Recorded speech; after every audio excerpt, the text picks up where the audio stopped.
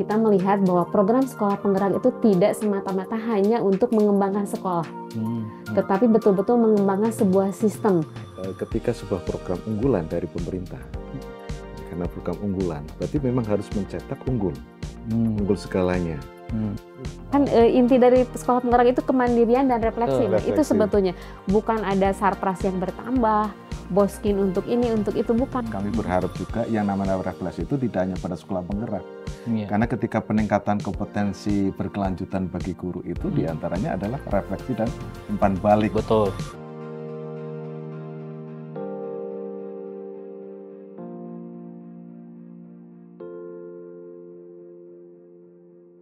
Assalamualaikum warahmatullahi wabarakatuh. Halo Sobat Penggerak, jumpa lagi dengan saya Wahyudi dari Direktorat Jenderal PAUD Dasmen. Dalam 30 menit ke depan, kita akan berbincang-bincang dalam siniar program sekolah penggerak dari PDM 01 Kemendikbudristek. Siniar ini merupakan bagian dari program kegiatan sekolah penggerak yang dapat disaksikan langsung melalui kanal YouTube Ditjen PAUD Dasmen. Supaya tidak tertinggal, follow terus dan subscribe, komen, serta jangan lupa aktifkan lonceng notifikasinya. Dan semua informasi sekolah penggerak bisa juga Sobat Penggerak ikuti melalui Facebook, Instagram, Twitter, dan TikTok Ditjen PAUD Dasmen. Hari ini kita akan kembali berbincang-bincang mengenai program sekolah penggerak. Dan untuk kesempatan kali ini kita akan berbincang mengenai pelaksanaan program sekolah penggerak di daerah, khususnya di provinsi dan kabupaten kota. Nah, untuk kesempatan itu, kita sudah kehadiran dua orang narasumber yang hebat. Kita perkenalkan mereka satu persatu.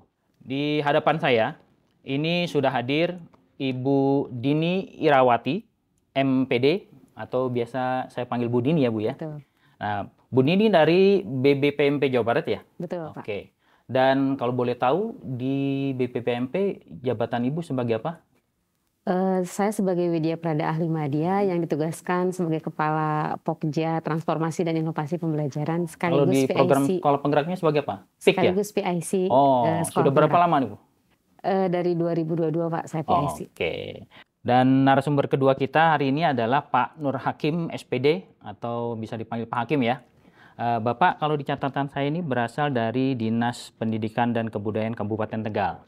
Di sana Bapak sebagai kasih pendidik dan tenaga kependidikan SMP. Ya. Kalau boleh tahu Pak, di program sekolah penggerak, tanggung jawab Bapak sebagai apa di sana? Di sekolah penggerak saya diberi tugas sebagai penanggung jawab sekolah penggerak angkatan kedua. Oke, berarti yang punya kewenangan di sana ya Pak ya? Iya. Baik nih Bapak Ibu, ini kan artinya tahun ini kalau di Jawa Barat di tempat Bu Dini, implementasi program sekolah penggerak sudah berjalan 3 tahun ya. Sementara Kabupaten Tegal sebagai angkatan kedua baru 2 tahun ya. Iya.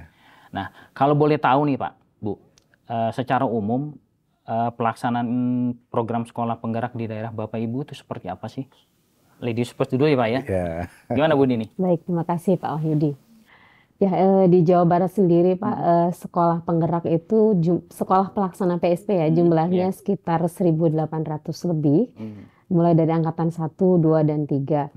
Dan memang program sekolah penggerak ini yang saya rasakan, saya ikuti dari mulai tahun pertama, ini program yang cukup menantang. Tidak hanya untuk mengembangkan sebuah satuan pendidikan yang bertransformasi, tetapi membangun ekosistem yang berkolaborasi antara dinas pendidikan, pemerintah daerah, pemerintah pusat, UPT, satuan pendidikan, bahkan intra dari sekolah tersebut, pendidik dan tenaga kependidikan yang ada di sekolah tersebut.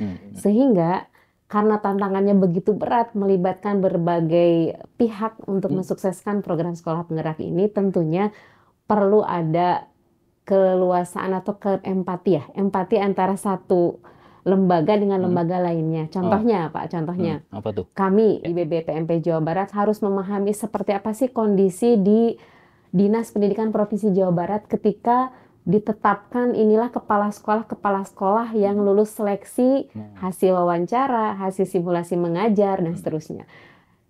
Di sisi lain kita juga harus bisa memahami seperti apa UPT GTK, di mana ada BBGP Jabar ya di Provinsi Jawa Barat. Karena yang menangani langsung sekolah penggerak itu kan tidak langsung kami BBPMP, tapi BBGP melalui fasilitator sekolah penggerak. Nah, disitulah kita melihat bahwa program sekolah penggerak itu tidak semata-mata hanya untuk mengembangkan sekolah, tetapi betul-betul mengembangkan sebuah sistem, baik dari mulai pemerintah pusat, daerah, sampai ke satuan pendidikan. Dan tantangan-tantangan ini akhirnya di tahun ketiga kita sudah mulai, oh iya ternyata satu sama lain harus saling koordinasi, komunikasi, kolaborasi. Seperti itu mungkin Pak. Terlepas dari banyaknya tantangan, tapi banyak hal positif juga yang saya lihat di sekolah-sekolah penggerak, terutama kepala sekolah yang terpencil. Mereka melihat, Bu, program ini sangat bermanfaat. Nah, di sanalah kita melihat bahwa kepala sekolah yang terpilih itu bisa menjadi modal utama untuk bisa menggerakkan ekosistem internal sekolahnya, bahkan di sekitarnya. Kurang lebih seperti itu, Pak. Singkat nih, Bu ya. Tadi Ibu sebutkan bahwa BGP lebih berperan dalam mendampingi sekolah-sekolah. Kalau boleh tahu, Bu, singkat aja. Peran BBPMP-nya sendiri di mana tuh? Nah, BBPMP sendiri perannya adalah memastikan apakah sekolah-sekolah itu sudah mendapatkan pendampingan yang maksimal melalui apa? Melalui komunikasi dengan Dinas Pendidikan. Karena bagaimanapun sekolah itu kan di bawah wewenang Pemda, Dinas Pendidikan dalam hal ini. Nah, kita berkolaborasi dengan Pemda, seperti apa sih capaian-capaian sekolah penggerak yang sudah difasilitasi, diintervensi, apakah berdampak pada internal sekolah itu sendiri atau tidak. Itu salah satunya, Pak. Jadi memang sekolah penggerak itu nggak bisa bergerak hanya difasilitasi oleh FSP. Tentunya harus ada dukungan kebijakan dari Pemda. Nah, Pemda itu bisa bergerak seperti apa? Tentunya harus berkolaborasi dengan UPT PDM, salah satunya BBPMP. Demikian, artinya Pak. kan tetap ada sinergi antara BBPMP dengan BBGP ya. Harus, Pak. Nah, nih Pak Hakim, kalau di kabupaten kota sendiri kan nggak ada ini nih, nggak ada BBPMP, BBGP, artinya dinas sendiri. Nah, kalau di sana seperti apa nih Pak pelaksanaannya? Untuk pelaksanaan program sekolah penggerak di Kabupaten Tegal, ini sudah pada di angkatan ketiga. Jadi angkatan 2 dan angkatan ketiga. 2 angkatan ya? Iya, 2 angkatan.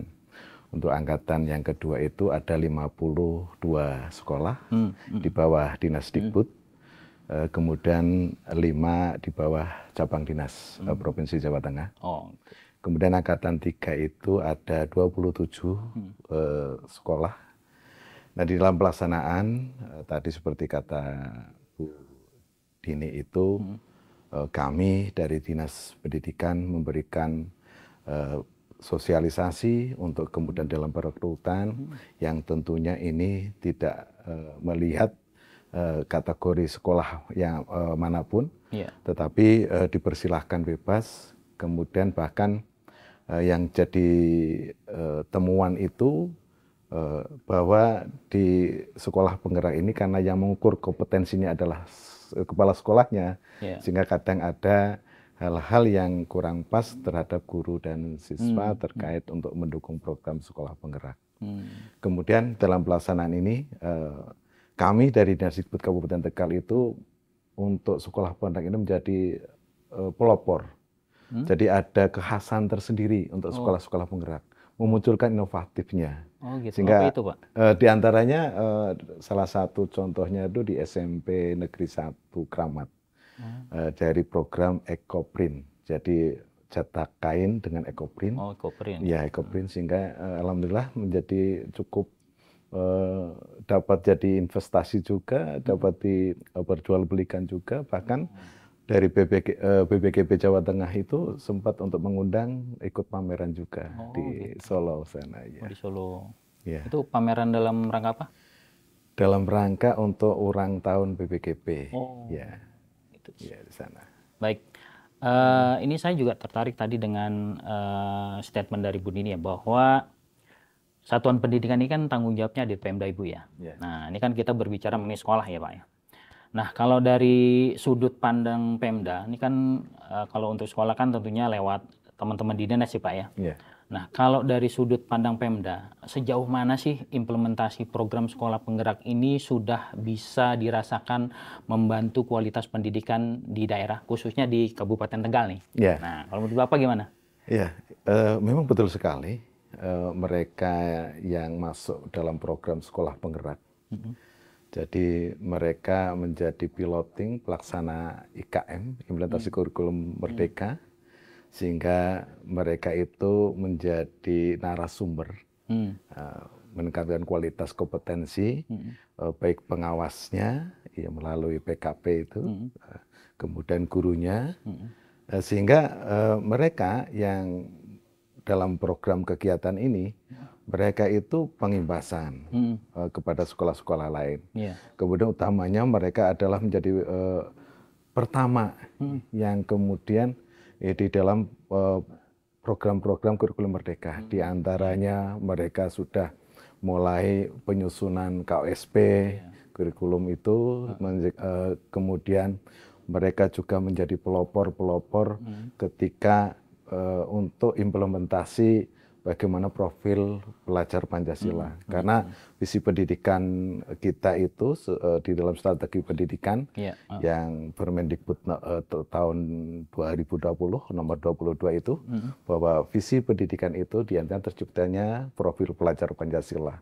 Dan mereka menjadi piloting bagaimana mewujudkan profil pelajar Pancasila, kemudian sampai kepada proyek penguatan profil pelajar Pancasila. Oke, sebenarnya ada nggak sih pengaruh program sekolah penggerak terhadap kualitas pendidikan di Kabupaten Tegal sini, Pak? Ya, jadi untuk kualitasnya itu, jadi secara tadi pertama peningkatan kompetensi guru.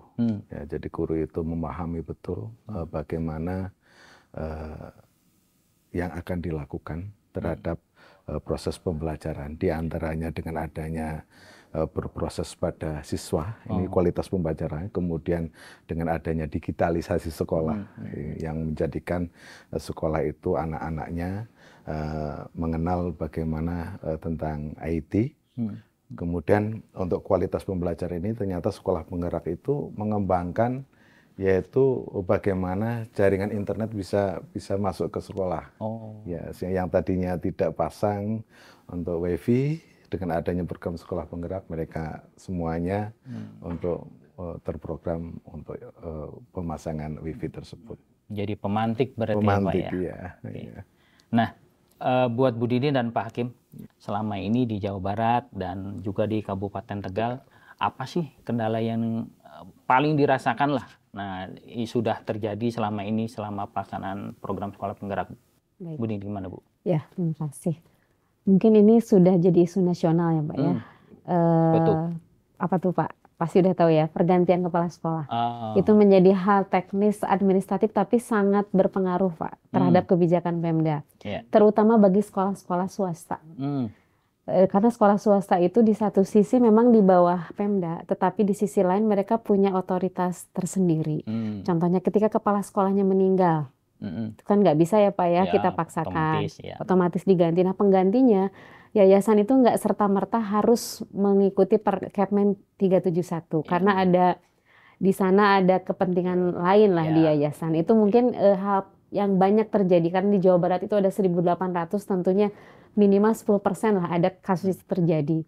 Tapi untuk sekolah negeri kami selalu melakukan advokasi kepada Pemda, Dinas Pendidikan, bahwa mereka sudah mentaati regulasi melalui NK ya, nota kesepakatan yang sudah disepakati oleh para bupati, para wali kota. Mereka siap tidak memutasi kepala sekolah penggerak selama 3 tahun berturut-turut. Dan alhamdulillah kemarin kita mendapat informasi yang menggembirakan ya Pak.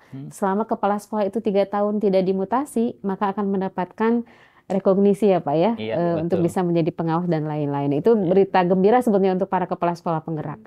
Nah, artinya kan teman-teman BPMP selama ini perannya lebih ke arah bagaimana mendampingi atau mengadvokasi Pemda. Nah, sekarang Bapak ini sebagai perwakilan dari Pemda. Nah, ya walaupun dari dinas, Pak. Nah, dari Bapak sendiri sebenarnya apakah di Kabupaten Tegal ini permasalahan utamanya sama seperti di Jawa Barat atau ada yang lain? Untuk permasalahan yang swasta sama. Kebetulan untuk yang swasta ada itu, yang SMP ada 2. Kalau yang TK itu banyakkan swasta. Ada negerinya hanya di angkatan ketiga, 1. TK yang PAUD itu yang TK.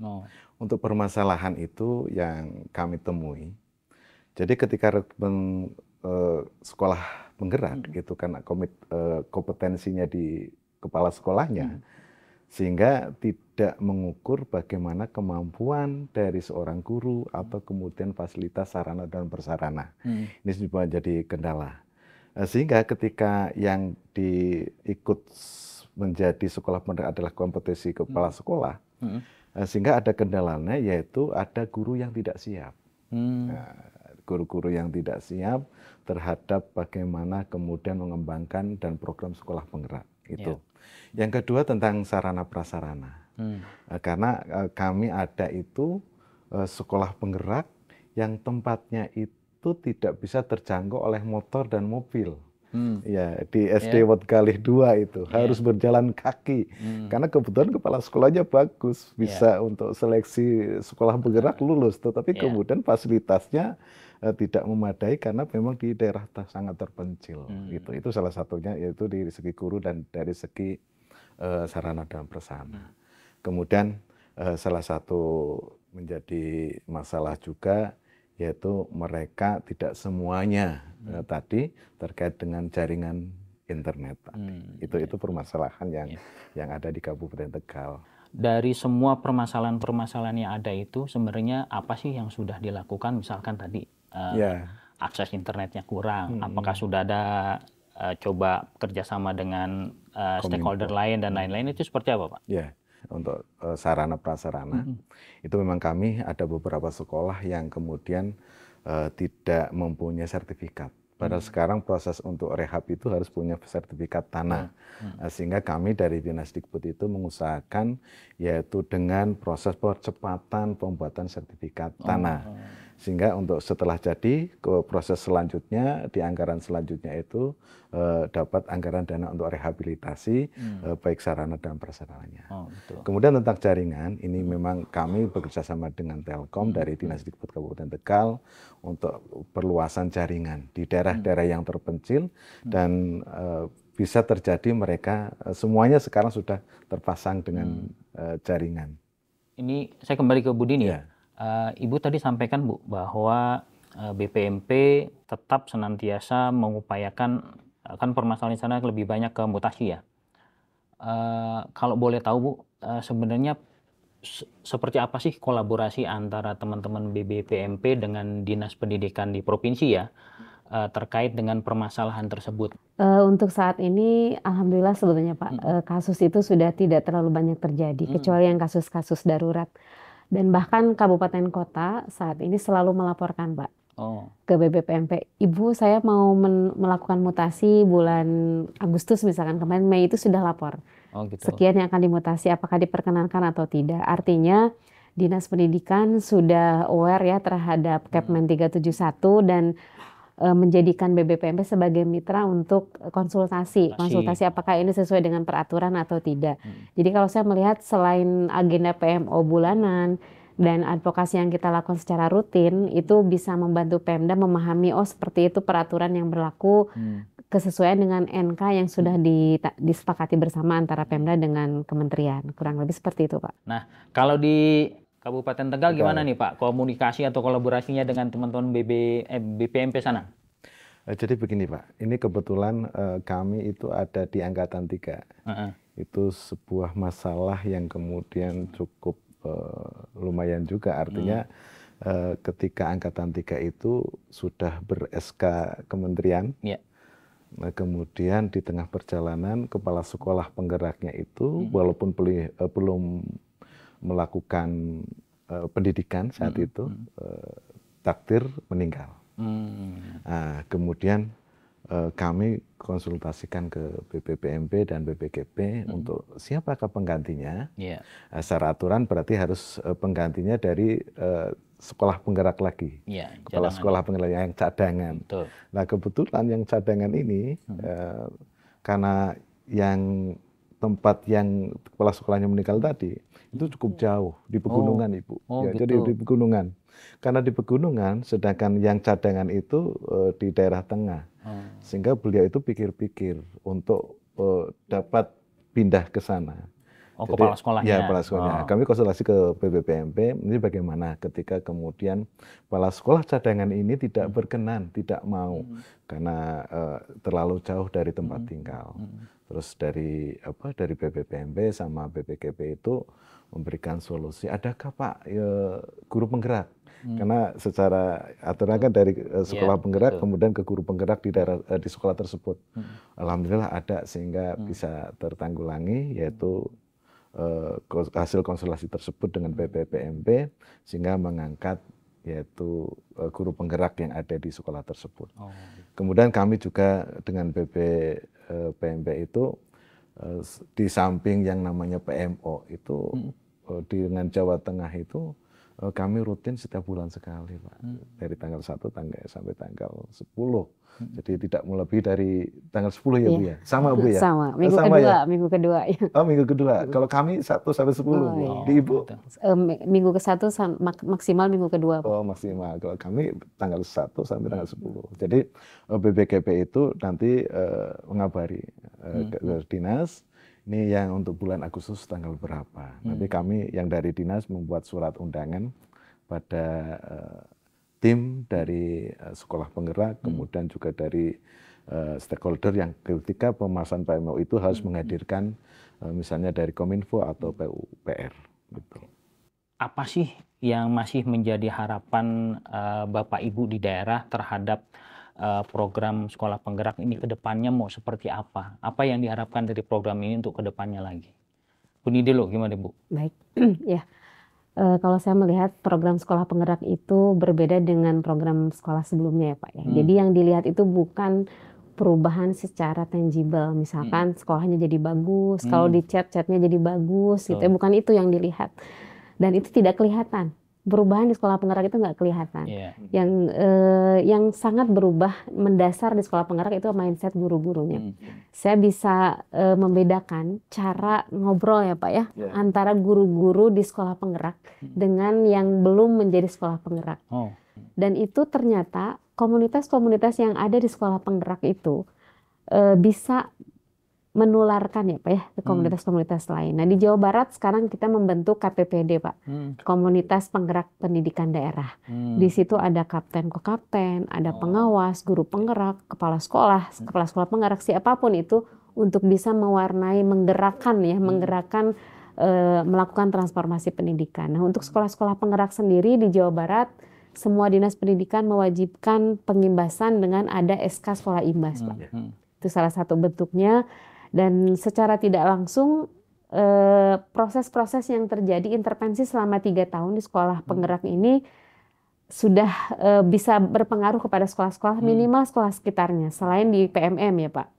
Bahkan ada salah satu kabupaten contohnya Sumedang itu bupatinya karena saking ingin menjadi sekolah penggerak semuanya Pak karena kuotanya sedikit kan ya Pak ya angkatan ketiga akhirnya mengeluarkan anggaran semua dijadikan sekolah penggerak.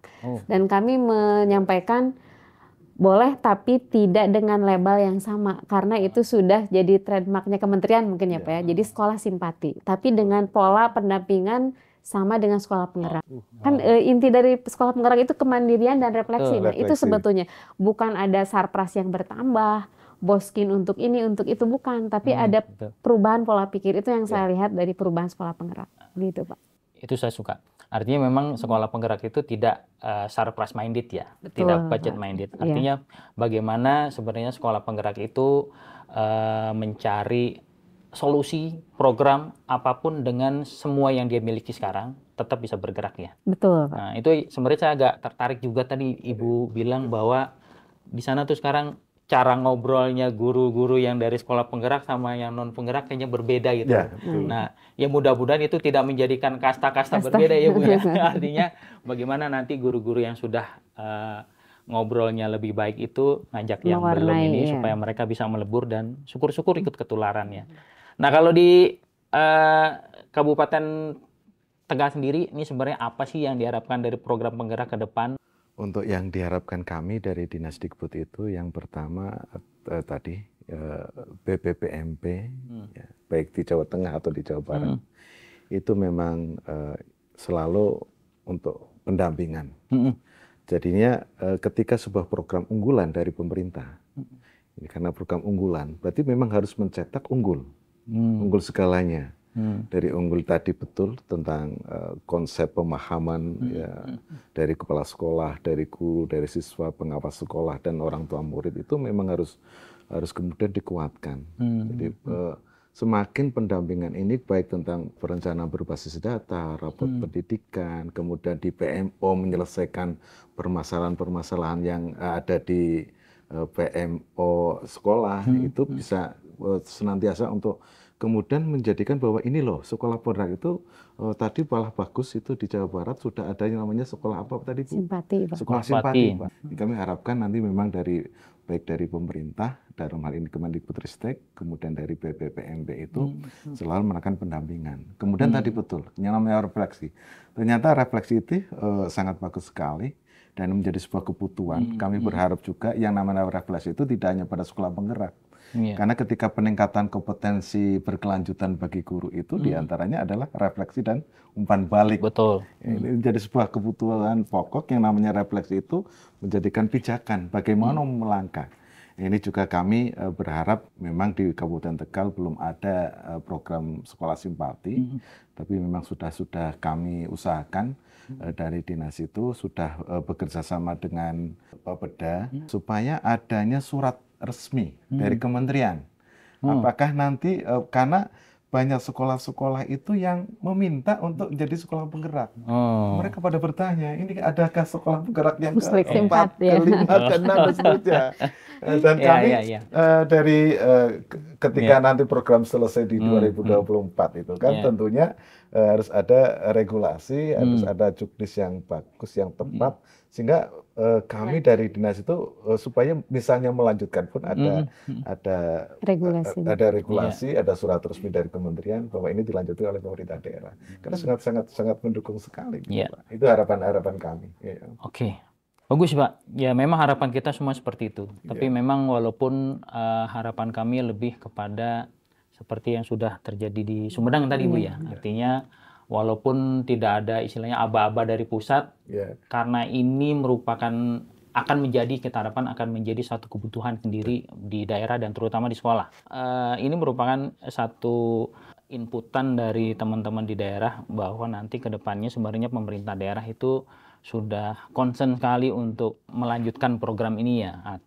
Tinggal bagaimana nanti eksekusinya, apakah benar bisa jalan atau tidak. Nah, harapan kita tidak ada masalah nanti ke depannya. Nah, tadi kita udah banyak bicara nih ya, dari Bu Dini dan dari Pak Hakim ya, bahwa di daerah ini memang pelaksanaan program sekolah penggerak khususnya Jawa Barat dan Kabupaten Tegal ya, sudah ya boleh dibilang cukup bagus lah ya. Artinya walaupun kendala-kendalanya ada, tapi setidaknya teman-teman BBPMP sudah mulai berkoordinasi dengan teman-teman dinas ya, termasuk di Kabupaten Tegal ya, dari teman-teman BPMP-nya juga sudah berkoordinasi dan bersinergi untuk mengupayakan apa sih permasalahannya. Kalau memang ada masalah, ayo kita rembukan bersama-sama bagaimana mencari solusinya yang terbaik bagi semuanya. Karena tentunya semua punya kepentingan dan kepentingan itu tidak bisa diabaikan. Nah, itu yang harus kita cari, bagaimana mencari win-win solution-nya. Nah, terus yang kedua yang bisa saya tadi tarik adalah bahwa di daerah ini sudah mulai timbul dampak-dampak atau hasil-hasil yang sebenarnya diharapkan. Tadi saya juga sudah dapat informasi bahwa semua sudah punya komitmen bahwa program sekolah penggerak ini akan terus berjalan. Dan semua permasalahan akan selesai kalau memang kolaborasi antar pemangku kepentingan di daerah bisa berjalan. Baik Bapak Ibu, terima kasih banyak nih sudah memberikan kami dan sobat-sobat penggerak informasi yang luar biasa. Mudah-mudahan informasi ini bisa menjadi inspirasi juga buat teman-teman di daerah lain untuk sama-sama ikut bergerak. Sama-sama ikut ya bergerak bukan dalam pengertian melaksanakan program penggerak selesai, tapi bagaimana nanti setelah selesai tetap berjalan. Ya. Teman-teman sobat penggerak, terima kasih sudah menyaksikan kanal YouTube Dirjen Paut Dasmen. Dan jangan lupa, kalau ingin mendapatkan informasi lebih lanjut terkait dengan episode-episode lainnya terkait dengan program sekolah penggerak, terus pantau kanal YouTube Direktorat Jenderal Paut Dikdasmen. Dan jangan lupa like, follow, subscribe, komen, dan yang paling penting adalah jangan lupa untuk aktifkan lonceng notifikasinya. Dan informasi ini bisa juga didapatkan oleh sobat-sobat penggerak di YouTube, di Instagram, Facebook, Twitter, dan TikTok dari Ditjen PAUD Dasmen. Saya Wahyudi, mohon undur diri. Sekolah Penggerak, tergerak, bergerak, menggerakkan. Wassalamualaikum warahmatullahi wabarakatuh.